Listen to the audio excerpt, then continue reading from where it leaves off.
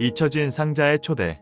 서늘한 바람이 골목 끝에서 불어오던 그날, 해리는 서울 외곽의 오래된 시장에서 낡은 간판 하나를 발견했다. 귀를 뚫지 않아도 당신만의 소리를 듣게 됩니다. 호기심에 끌린 해리는 녹슨 문고리를 밀고 들어섰다. 상점 안에는 오래된 목재향과 함께 기이하게 빛나는 장식품들이 즐비하게 놓여 있었다. 그 중 눈에 띈 것은 작은 검은 상자 하나. 문양도 없는 그 상자는 누가 봐도 평범했지만 그녀는 이상하게도 시선을 뗄 수 없었다. 그 상자, 당신에게 딱 맞겠네요. 쥐죽은 듯 조용한 가게 속에서 갑자기 등장한 노인은 이상한 웃음을 띠며 말을 건넸다. 귀를 뚫지 않아도 당신의 내면에 깃든 소리를 들을 수 있죠. 하지만 함부로 열면 안 됩니다. 해리는 조심스럽게 상자를 손에 들었고 상점 밖으로 나오자마자 무언가가 귓가에서 속삭였다. 나를 열어줘. 밤이 되자 해리는 결국 참지 못하고 상자를 열었다. 순간 희미한 푸른빛과 함께 찬 공기가 방 안을 가득 채웠다.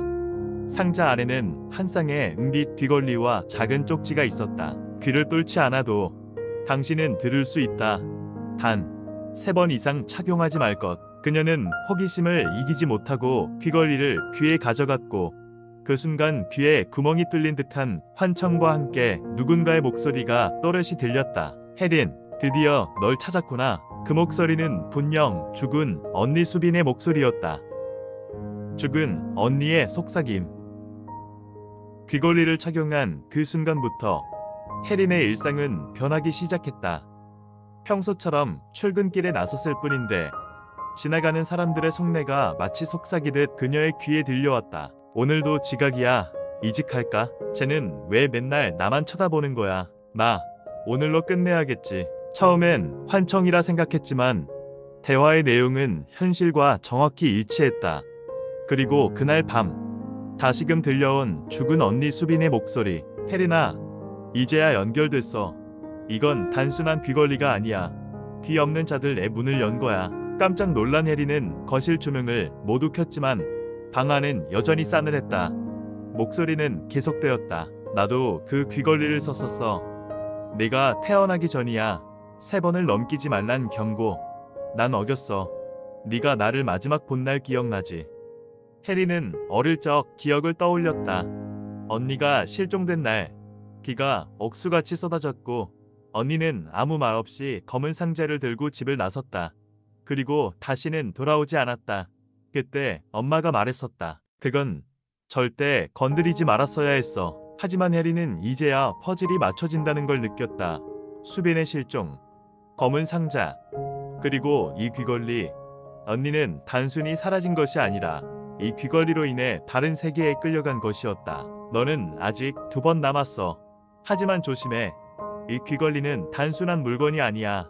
사람의 소리를 넘어서 영의 소리도 들려주거든. 그 순간 창문이 쾅 하고 열리며 식탁 위초가 꺼졌다. 그리고 어둠 속에서 또 다른 목소리가 들려왔다. 내 차례다. 혜린, 그건 수빈이 아니었다. 더 낮고 기묘한, 마치 깊은 우물 속에서 울려나오는 듯한 소리였다. 귀 없는 자들의 모임. 혜린은 숨이 턱 막혔다.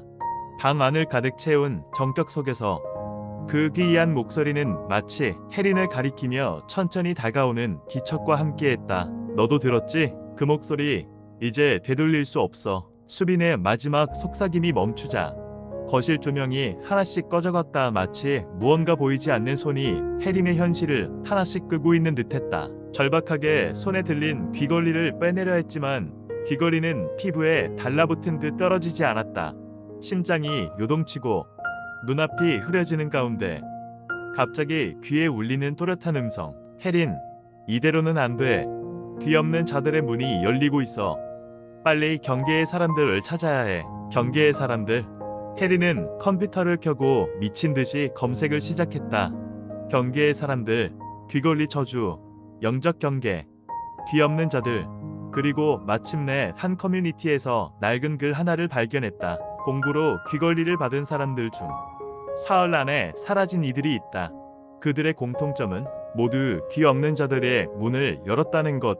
그 문은 한 번 열리면 닫을 수 없다. 글에는 주소 하나가 남겨져 있었다. 서울 외곽의 오래된 골목, 비류. 9번지. 해리는 더 이상 머뭇거릴 수 없었다. 밤10시, 어두운 골목 끝, 비류. 9번지는 말 그대로 시간이 멈춘 곳 같았다. 벽은 이끼로 뒤덮였고 가로등은 깜빡이며 꺼져 있었다. 그곳에는 작은 전방이 하나 있었다. 창문엔 글자가 적혀 있었지만 종이가 반쯤 찢겨져 있었다. 경계의 사람들, 문지기를 찾으시오. 해리는 두드렸다. 그리고 기다림 끝에 문이 열렸다. 안에는 머리가 반쯤 백발인 노파가 앉아 있었다. 그녀는 해린을 보자마자 고개를 저었다. 또 하나가 왔군. 공구에서 받은 귀걸이지. 해리는 놀라서 물었다. 어떻게 아세요? 언니도 그걸 착용하고 사라졌어요. 노파는 고개를 끄덕이며 낡은 수첩을 펼쳤다. 거기엔 사라진 자들의 이름이 적혀 있었다. 그 중에는 분명히 김수빈이라는 이름이 있었다. 그 아래 새로 써진 이름 김혜린. 너는 이제 선택의 기로에 서 있다. 귀걸이를 통해 문은 열렸고 내 뒤를 쫓는 존재가 깨어났다. 하지만 문을 닫는 법도 있어. 단, 대가를 치러야 해. 그 순간 전방의 문이 스르륵 열렸다. 밖엔 어둠 속 실루엣이 하나, 둘, 셋. 귀가 없는 사람들, 눈이 없는 자, 그리고 붉은 웃음을 짓는 그림자 하나. 해리나, 돌아가자. 그건 수빈의 얼굴이었다.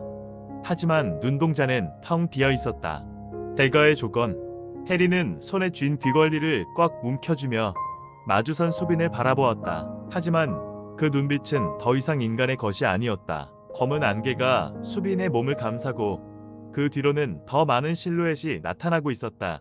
귀가 없는 자들, 입이 없는 자들, 그리고 얼굴이 뒤바뀐 자. 그때 전방의 노파가 은빛종을 흔들었다. 맑고 낮은 종소리가 어둠을 갈랐고 마치 악몽이 일순간 멈춘 듯 공간이 얼어붙었다. 너, 해린, 문을 닫고 싶다면 그 대가를 들어야겠지. 해리는 떨리는 목소리로 물었다. 무슨 대가요? 전 그저 수빈 언니를. 노파는 입꼬리를 비틀며 말했다. 문을 연 건 귀걸리지만 문을 열게 만든 건 욕망이야. 너는 그 귀 안 뚫은 특별한 사람을 위한 제안에 마음을 열었지. 그 순간 이 물건은 단순한 액세서리가 아니라 계약의 매개체가 되었던 거야. 노파는 허름한 서랍을 열고 오래된 상자 하나를 꺼냈다. 상자 안에는 똑같은 귀걸이가 하나 더 있었다. 해리는 혼란스러워졌다. 그 귀걸이는 또 다른 거예요. 노파는 고개를 끄덕였다. 이 귀걸이는 상으로 존재해야만 해. 하나는 받아들인 자, 하나는 대가를 치르는 자. 네가 문을 닫고 싶다면 이 두 번째 귀걸이를 누군가에게 직접 걸어줘야 해. 그리고 절대로 알려줘선 안 돼. 그게 무슨 의미인지. 해리는 충격을 받았다. 그 말은 누군가 대신 문을 열어야만 자신이 살아남는다는 뜻이었다. 그럼 누군가를 희생시키란 말이에요. 노파는 미동도 없이 말했다. 대가는 늘 누군가가 치러야 해. 이건 귀걸이의 저주이자 인간의 탐욕이 만든 형벌이야. 받을 자는 귀가 뚫리지 않은 사람이어야 하며 스스로 받아들여야만 한다. 거짓은 통하지 않아. 며칠 뒤 해리는 도서관 앞에 앉아있는 한 여고생을 바라보고 있었다. 그 소녀는 예전의 해린처럼 수줍고 외로운 눈빛을 지니고 있었다. 손목엔 낡은 팔찌 하나, 귀엔 아무것도 없었다. 해리는 머뭇거리며 다가갔다. 손엔 작은 상자가 들려 있었다. 안녕. 혹시 귀 안 뚫었지? 소녀는 고개를 끄덕였다. 이 귀걸이 공짜야. 공구에서 받은 건데 안 팔고 그냥 줄게. 네 얼굴에 잘 어울릴 것 같아서. 소녀는 잠시 망설이다 상자를 받았다. 그 순간 해린의 귀에서 처음으로 무언가가 떨어지는 듯한 쨍 소리가 울렸다. 그것은 마치 귓속 어딘가에 갇혀있던 어둠이 빠져나가는 소리 같았다. 밤, 해린은 혼자 방에 앉아 귀걸이 자국이 남은 귓불을 만지며 창밖을 바라보았다. 멀리서 한 줄기 바람이 창을 흔들었다. 그 속에 들려온 속삭임. 문은 닫혔지만 또 다른 문은 항상 어딘가에서 열리고 있지. 새로운 착용자, 새로운 문. 그날 이후 해리는 귀걸이에서 완전히 벗어난 듯 보였다. 악몽도 사라졌고 점점 평범한 일상으로 돌아오고 있었다. 하지만 그녀의 무의식 깊은 곳에선 늘 누군가의 이름이 맴돌았다. 그 아이 잘 지내고 있을까? 강서연 17세. 그 귀걸이를 받은 여고생 서연은 귀걸이를 받은 첫날 밤 이상한 꿈을 꾸었다. 그 꿈에서 자신의 그림자가 갑자기 움직이며 말했다. 드디어 나에게도 귀가 생겼군. 이제 들을 수 있어. 서연은 놀라 깨어났지만 방 안엔 아무것도 없었다. 단지 거울 속에 비친 자신의 그림자가 한 박자 늦게 움직이고 있었다. 며칠이 지나자 서연은 놀라운 변화들을 느끼기 시작했다. 수업 시간 선생님의 말이 머릿속에 자동으로 입력되는 느낌, 복도의 발소리를 듣고도 누가 오는지 알 수 있는 직감, 친구들의 속마음이 마치 속삭이듯 들려오는 착각. 그러던 중 서연은 같은 반 친구 은비에게 이상한 이야기를 듣게 된다. 서연아, 너 요즘 이상해. 목소리도 변했고 지난주에 우리 반소연이 너한테 귀걸이 어디서 샀냐고 물었잖아. 그 애 실종됐어. 서연의 눈이 휘둥그레졌다. 뭐? 실종? 경찰은 아직 못 찾았대. 근데 이상한 건 마지막으로 통화한 사람이 너였다고 해. 그날 밤 서연은 그 귀걸이를 다시 꺼내 책상에 올려놓았다. 이상하게도 귀걸이는 예전보다 더 붉은 빛을 띠고 있었다. 거울 속 그림자는 다시 한번 그녀에게 말을 걸었다. 이건 단순한 귀걸이가 아니야. 이건 문을 여는 열쇠. 그리고 그 열쇠는 계속 전달되어야 해. 닫았으면 돌려줘야지. 누군가에게. 그게 계약이야. 서연은 인터넷에서 그 귀걸이와 비슷한 모양을 검색했다. 놀랍게도 특정 커뮤니티에서 귀 안 뚫은 사람들을 위한 특별한 공고라는 글을 발견했다. 그 글에는 이렇게 적혀 있었다. 받으면 열리고 넘기면 닫힌다. 하지만 한 번이라도 멈추면 열린 자와준자 모두 다시 문 속으로 빨려 들어간다. 서연은 소름이 끼쳤다. 그녀는 생각했다. 내가 멈추면 나도 혜린 언니처럼 저주받는 건가? 며칠 뒤 서연은 공원에서 혼자 앉아있던 한 여성을 발견했다. 그녀는 조용히 다가가 말을 건넸다. 언니, 혹시 귀 안 뚫으셨어요? 그 여성은 놀란 듯 고개를 끄덕였다. 이거요. 무료로 받은 건데 특별한 의미가 있어요. 한 번만 해보세요. 되게 예뻐요. 그녀는 조심스럽게 귀걸이를 건넸다. 그 순간 서연의 눈가에 눈물이 맺혔다. 무언가 무겁고 어두운 것이 자신을 떠나가는 것을 느꼈다. 하지만 돌아가는 길에 핸드폰이 울렸다. 발신자 없음. 서연은 망설이다가 전화를 받았다. 너 정말 잘했어. 이제 너도 첫 번째 문을 닫았군. 하지만 기억해. 총 7개의 문이 있어. 그리고 그 중 하나는 절대 닫으면 안 되는 문이야. 7개의 문 열리면 안 되는 것. 서연은 핸드폰을 내려놓고도 한참 동안 움직이지 못했다. 전화 너머의 목소리, 그것은 인간의 음성이 아니었다. 너무 낮고 너무 깊고 마치 땅 밑에서 울려나오는 것 같았다. 7개의 문, 그 말이 머릿속에서 계속 맴돌았다. 그날 밤 그녀는 또다시 꿈을 꾸었다. 이번에는 낯선 저택, 회색 벽지, 띠거기는 마룻바닥, 그리고 복도 끝에 나란히 서 있는 7개의 문. 각 문마다 기이한 문양이 새겨져 있었고 그 중 하나에는 붉은 글씨로 이렇게 적혀 있었다. 이 문을 여는 자, 영원히 돌아갈 수 없다. 서연은 손을 뻗어보았지만 다행히도 문은 굳게 잠겨 있었다. 하지만 등 뒤에서 들려오는 속삭임. 두 번째 문이 곧 열릴 거야. 다음 날 서연은 자신에게 귀걸이를 건네준 여성의 소식을 듣게 되었다. 행방불명. 또야 또다시 그녀는 절망에 빠졌고 그 순간 깨달았다. 이건 단순한 귀걸이 전달이 아니었다. 7개의 문이 열리는 순서 그 자체가 게임의 규칙이었다. 그리고 그녀는 두 번째 열쇠를 받은 존재가 되었다. 시간이 흐르면서 서연의 주변 사람들에게 기이한 일들이 계속 발생했다. 학교 교무실에서 자살 미수, 같은 반 친구의 어머니가 의문의 실종, 그리고 밤마다 서연의 방 천장에서 들리는 무언가 기어다니는 소리. 그녀는 점점 더 미쳐갔다. 어떻게 해야 해? 도대체 이걸 누가 만든 거야? 그녀는 다시 인터넷 커뮤니티에 접속했다. 이상하게도 몇 주 전까지 존재하던 글과 계정은 모두 삭제되어 있었다. 단 하나의 메시지만 남아 있었다. 두 번째 문이 열리면 이름 없는 아이가 깨어난다.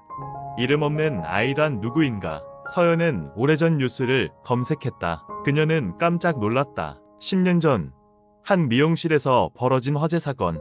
당시 일하던 이름 없는 견습생이 실종되었고 귀걸이 세트 하나만 남겨졌다고 한다. 그 세트엔 이렇게 적혀 있었다. 한 쌍은 주고 한 쌍은 가져간다. 그리고 잊혀진 자는 문이 된다. 서연은 무언가 퍼즐 조각이 맞춰지는 걸 느꼈다. 그 견습생, 그 아이, 그가 안 뚫린 채로 사라졌어. 그럼 귀걸이의 첫 주인은 그 아이였던 거야. 그날 밤 서연은 어쩔 수 없이 두 번째 귀걸이를 착용했다. 거울 속 그녀의 눈동자는 검은색으로 변했다. 방 안의 공기는 정지되었고 천장에서 이름 없는 아이가 내려왔다. 두 번째 문은 열렸고 세 번째 열쇠를 찾아야 해. 그러지 않으면 이번엔 네가 문이 될 차례야.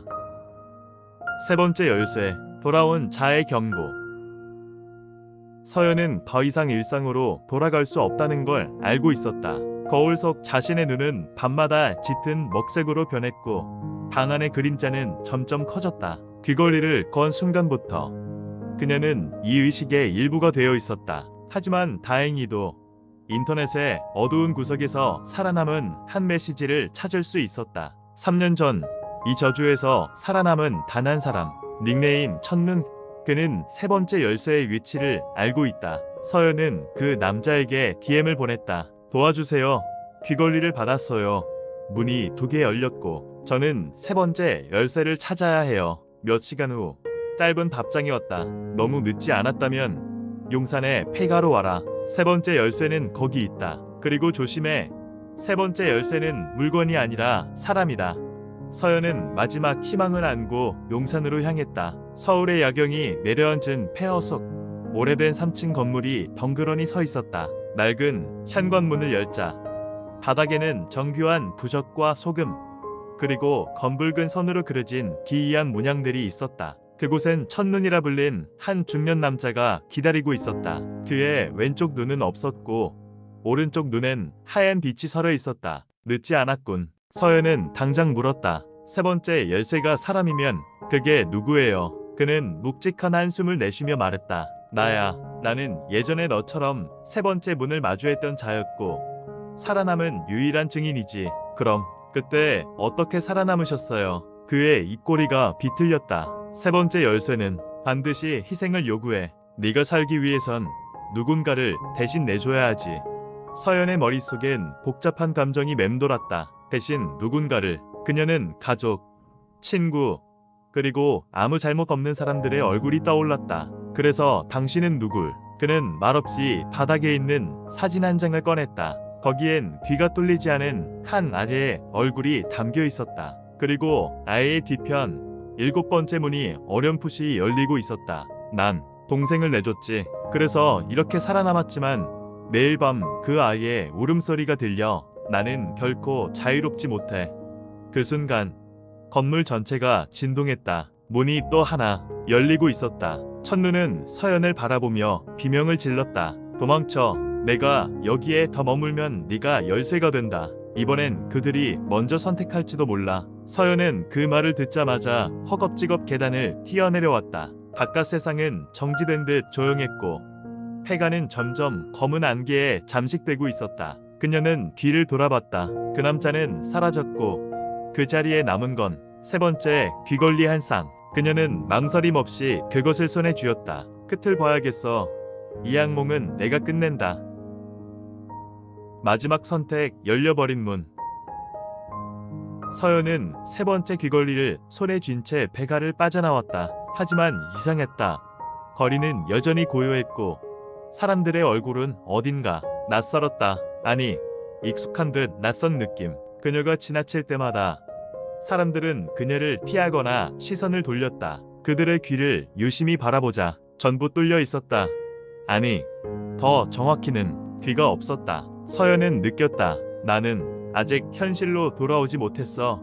여긴 그들이 만든 네 번째 문이야. 그녀의 휴대폰은 먹통이었고 시간도 흐르지 않았다. 모든 시계는 3시 33분을 가리키고 있었다. 그때 뒤에서 한 목소리가 속삭였다. 이제 마지막 선택이야. 세 번째 귀걸이를 귀에 끼우면 너는 이 세상의 일부가 된다. 대신 너는 어떤 문이든 지나갈 수 있어. 하지만 돌아갈 순 없어. 서연은 귀걸이를 쥔 채 고민에 빠졌다. 현실로 돌아가면 평범한 일상으로 복귀할 수 있다. 하지만 세 번째 귀걸이를 착용하면 그녀는 이 모든 비밀의 문과 존재들을 이해하게 된다. 그리고 그때 그녀의 눈앞에 한 문이 떠올랐다. 문 너머로 들려오는 속삭임. 우릴 이해해줘. 우리도 원래 사람들처럼 평범했어. 그 목소리는 첫눈의 동생, 사라진 자들, 그리고 자신이 저주 속에 갇힌 존재들이었다. 서연은 귀걸이를 천천히 들어 귀에 댔다.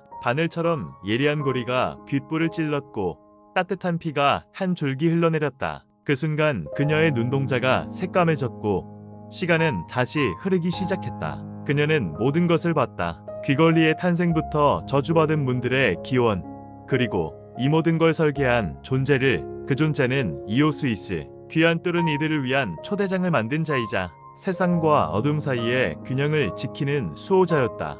이오스는 서연에게 마지막 질문을 던졌다. 지금 넌 선택할 수 있다. 이 저주를 영원히 잠그고 모든 기억을 잃고 돌아가거나 혹은 내 자리를 이어받아 문 너머를 지키는 자가 될 것인가. 서연은 숨을 고르며 말했다. 나는 문지기가 될게요. 더 이상 아무도 이 저주에 휘말리지 않도록 내가 막겠어요. 그 순간 세 번째 귀걸이는 그녀의 귀에서 빛을 발했고 그녀의 모습은 안개처럼 사라졌다. 도시만복판 이후로 그 웹사이트는 사라졌고 귀 안 뚫은 이들을 위한 특별한 제안도 더 이상 보이지 않았다. 하지만 몇 달 뒤 새로운 공국을 하나가 올라왔다. 공구 모집 귀 안 뚫은 분들만 모세요. 단 한 사람만 뽑습니다. 세상에 없던 귀걸이 단 하나의 문이 당신을 기다립니다. 지금까지 통소한 삶의 미스터리 시리즈를 들어주셔서 감사합니다. 이야기가 흥미로우셨다면 좋아요와 구독 부탁드립니다. 다음 이야기에서 또 다른 차원의 문을 함께 열어봐요.